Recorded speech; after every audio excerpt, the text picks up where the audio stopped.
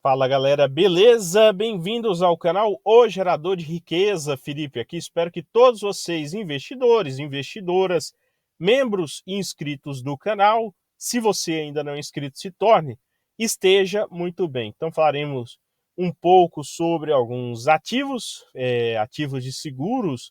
Tivemos aquele normativo sempre mensal das seguradoras de resultado. É uma das coisas que eu mais gosto no setor, é essa certa previsibilidade de todo mês você poder acompanhar o que está acontecendo, inclusive para lançar ordens de compra antes, esperando um outro cenário, tá? Então, resultados mensais das seguradoras vieram abaixo da expectativa, vieram ruins. Falaremos sobre isso. Alguns destaques, inclusive Caixa Seguridade abaixo aí dos 11,20 novamente, abaixo dos R$ 11. Eu fiz vídeo aqui que o último aporte a 10, 10 abaixo de 10,80, para mim é um preço muito atraente, com tudo que a empresa pode entregar, não só nesses anos, mas podemos dizer aí por muito tempo, se mantido a qualidade do ativo e de gestão, mesmo tendo ali por trás uma estatal, é uma empresa que pode entregar muito resultado e muito dividendo aos acionistas. Uma que já entrega, BB Seguros, também queda de 30, chegando a 31,78, queda aí de 1% em percentual. Espero ela, continuo com o mesmo pensamento, abaixo dos R$ 30 até o final e início do ano, antes dos dividendos de fevereiro, tá? Que é onde normalmente tem aquela puxada no papel por causa da Datacom, tá? Tivemos também aí a correção na Transição Paulista, queda de 3%, basicamente.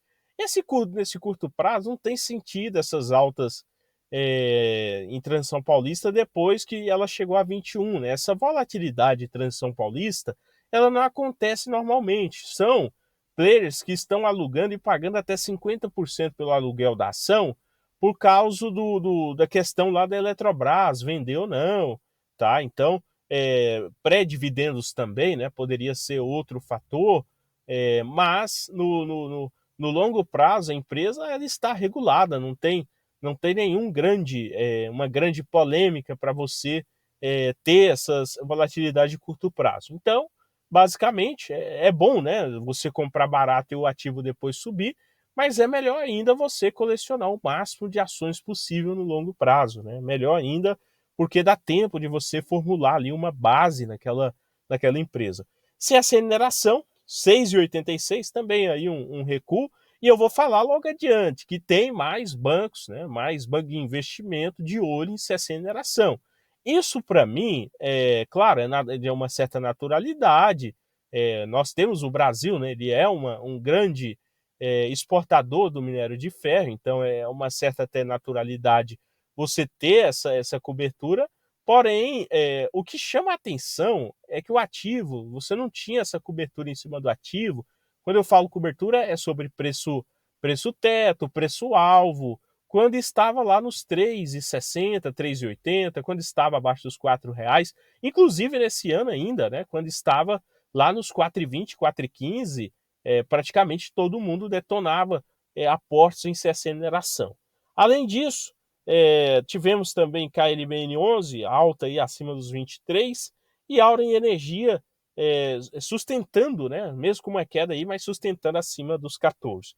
Nos resultados de Caixa Seguridade, destaque negativo, tá? Nós não falamos só de destaque positivo aqui nesse canal, não. Tem que ser mente aberta como investidor e tem que trazer os destaques negativos também. Por quê? Porque aí você está bem informado, você fica preparado em relação a preço e também preparo mental. É muito importante nesse mercado você ter um preparo mental sobre as qualidades e defeitos do ativo para não ser enganado por qualquer notícia, por qualquer falácia de curto prazo. Então, o que nós tivemos?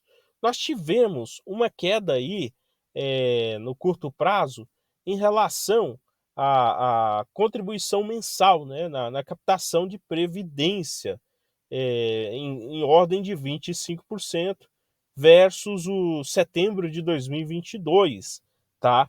e no acumulado isso daria menos 24%. Porém, as reservas subiram aí mais 15%. Na a capitalização em PGBL e VGBL, que é uma parte, você teria uma alta aí de mais 35% em arrecadação mensal, setembro de 2023 versus setembro de 2022. E um aumento também na arrecadação acumulada, alta de 87%.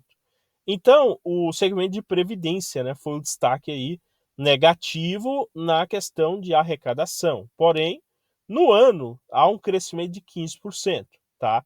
E no ano há um crescimento também atingindo 149 bilhões de reserva para a previdência. Então é muita coisa aí que a Caixa Seguridade tem, né? Ali seria como caixa, né, caso houvesse uma onda de sinistros, mas como é previdência, você já tem tudo tabulado, né? Tem tudo calculado muito bem, inclusive aí com dados estabelecidos pela SUSEP, então não é um setor muito previsível nesse sentido, né? Além disso, sobre os outros setores, o carro-chefe, né, o pulo do gato da Caixa Seguridade, eu falo aqui há mais de ano, que é o segmento habitacional e residencial, manteve crescimento, né? Habitacional crescendo mais 11% no setembro, né? Chegando a 277 milhões, 273, aliás, de prêmio ganho. Segmento também residencial, aí alta de 6% para o mês de setembro de 2022. E também você tem que olhar um outro fator que pouca gente olha na seguradora, que é o sinistro. Não adianta ir lá olhar PL, olhar preço sobre valor de patrimônio, até porque a seguradora, qual que é o ativo imobilizado? Qual que é o ativo tangível, né, de uma seguradora? Ela praticamente trabalha com o dinheiro de terceiros, tá? Então não faz sentido ela ter inúmeros prédios, inúmeras lojas, inúmeros pontos físicos. Pelo contrário, é importante ela ter uma sustentabilidade e resiliência de caixa no curto prazo, né? Então, uma capacidade muito forte para arcar caso ocorra sinistros. E se esse número de sinistros ele ultrapassa o número de prêmios emitidos. Então, o que nós vemos aqui? Nós vemos que em percentual, né, você pega o percentual de sinistro em relação ao ganho, você tem aí para setembro, né, chegando a setembro, esse número bateu 20%, então melhorou. Ficou melhor ainda que no ano passado, que estava em 22%, estava em 23%. Então é ótimo, né? Destaque para o segmento residencial, que é um dos carros-chefes, e habitacional em 20% e residencial aí em cerca de 14%.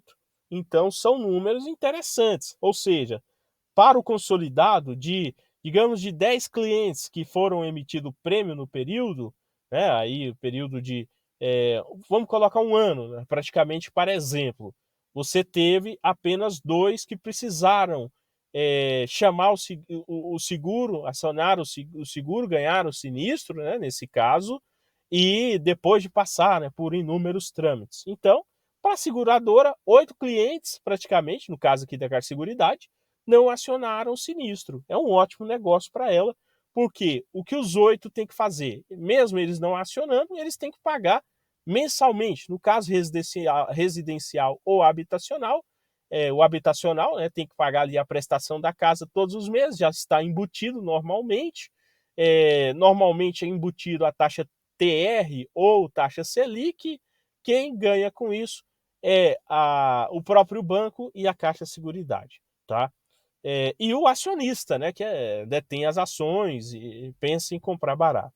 Agora, sobre BB Seguros, segmento rural é destaque negativo com queda.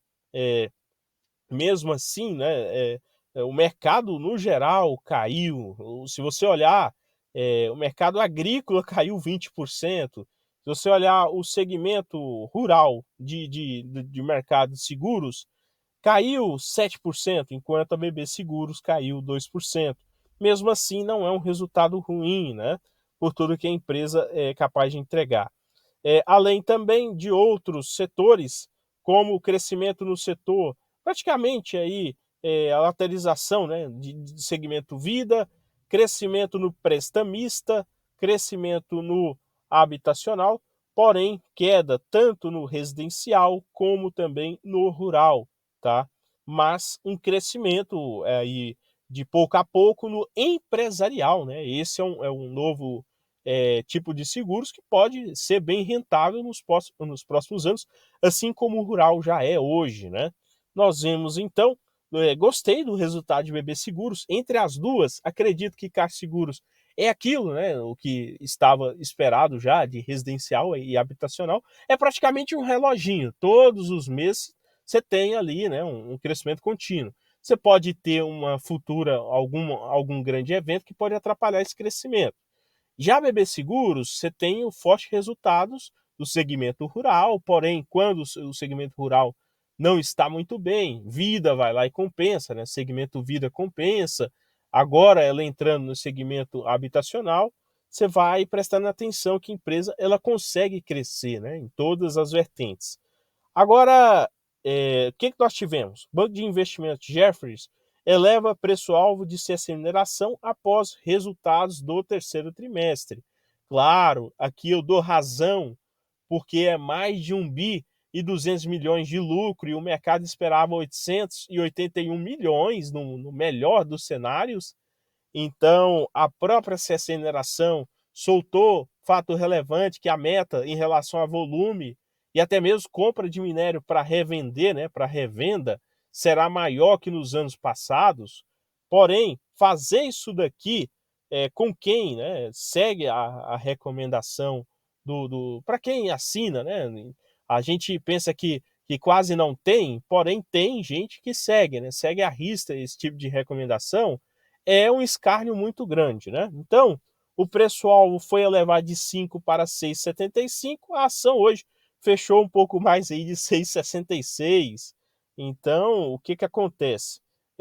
Nesse curto prazo, acredito eu que nós podemos ter aí a manutenção do preço do minério de ferro nesse quarto trimestre, bom resultado no quarto trimestre, resquício desse bom resultado lá no primeiro trimestre de 2024, e depois pode começar a correção, tá?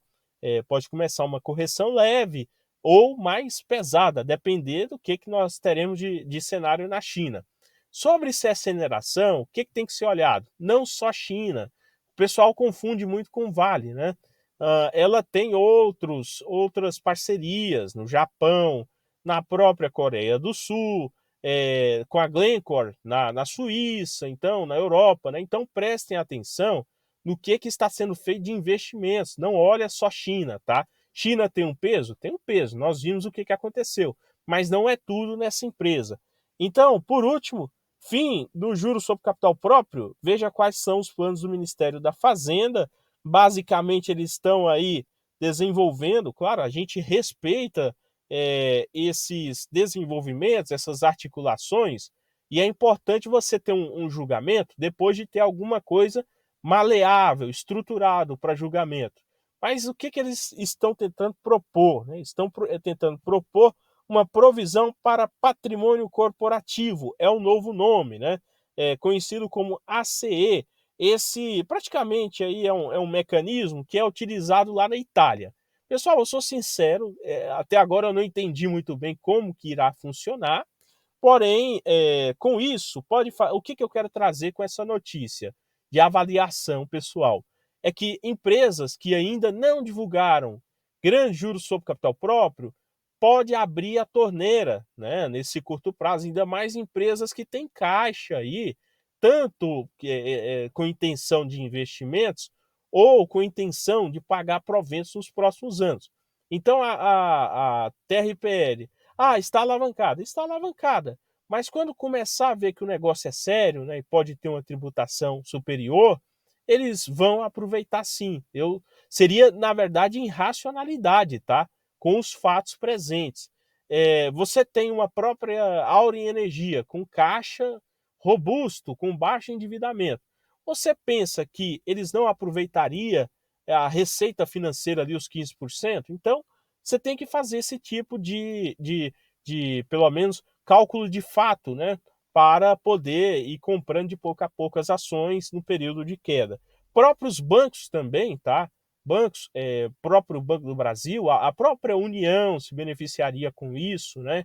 Então não dá para negar que esses são fatores que o investidor tem que estar de olho e fugir um pouco do ruído. Em relação ao evento El Ninho, né? Nós temos aqui a Copel e Eletrobras e Eneva como beneficiadas, porém, Copel nesses preços, na minha avaliação, ainda não é hora de voltar a aportar. Eu tenho tentado fazer um estudo mais abrangente em Eletrobras, em relação a uma mudança futura de política de dividendos, que pode acontecer depois da venda de ativos e depois também do sentido dela ter aí enxugado bem a máquina, tá? Então, pessoal, vou encerrar esse vídeo por aqui para ele não ficar tão extenso, não ficar repetitivo. Antes, é muito importante salientar que o vídeo não representa uma simples recomendação de compra ou venda de ativos. Inscreva-se, compartilhe, curta, comente a sua opinião sobre os temas aqui tratados e também se torne membro, tá? Um preço promocional aí, acessível, para você ter acesso a conteúdos exclusivos de maneira semanal aqui no canal. No mais, desejo a todos um excelente final de semana e bons aportes a todos vocês.